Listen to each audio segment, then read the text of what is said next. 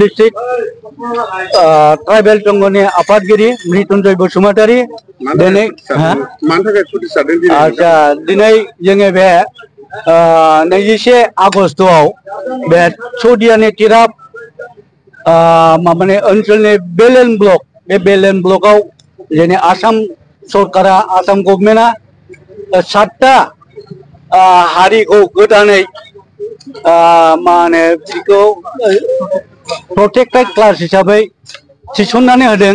बे थिसननायनि बेरेखायै जोङो दिनै बे अधिसूचना बे नटिफिकेशनखौ जाहाथे थाबैनो उथायना लाफिनो बेनि थाखाय जोङो बे हाबाफारिखौ जोङो आखायाव लादों। बे हाबाफारिखौ जों अल आसाम दुलाराय आसाम नाङैनो जोङो बे सिसि ट'आनि दैदेननायाव जों बे हाबाफारिखौ मावफुंनो आखायाव लादों आरो जों मावफुंबायबो।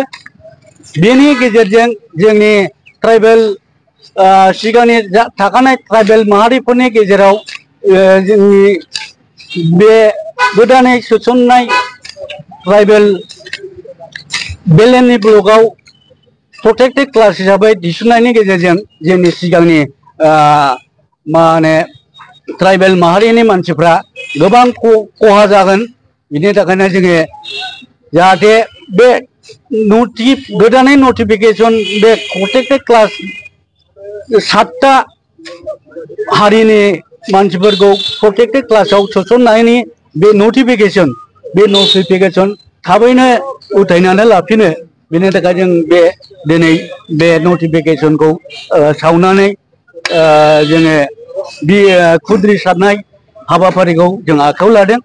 बे हाबाफारिया लोब्बा लाखिनानै सरकारनिसिम जोङो बेखौनो खावलायनो सानदों जाहाथे जोंनि थाखानाय ट्राइबेलफोरनि जेबो खहा जायालासेनो ट्राइबेल जोंनि सिसि ट'आ आफादनि जों सावरायनायनि गेजेरजों माबा मोनसे थिरांथा लानानै बे खामानिखौ मावफुङो बेखौनो जों खावलायनो जोङो दा सानदों। जाहाथे बेखौ बे नटिफिकेशनखौ उथायना लानानै जोंनि सिसि ट'आ आफादजों रायज्लायनानै मोनसे मोजां रावनिबो खहा जायालासे मोनसे मोजां मोनसे डिसिसन लानानै मोनसे हाबाफारिखौ मावफुंफिनो बेखौनो जों खावलायनो सानो।